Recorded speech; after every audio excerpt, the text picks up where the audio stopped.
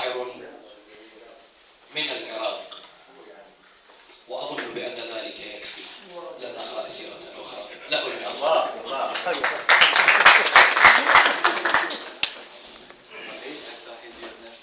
فعلها ذاك مرة مع عارف الساعدي، وما كان من عارف الساعدي إلا أن يسكت ويقول ماذا أتحدث بعد عن السرايا. لذلك أسوة بعارف الساعدي بعمر السرايا أن يقول ما يشاء، ولي أن أنحني بكلماته. شكرا.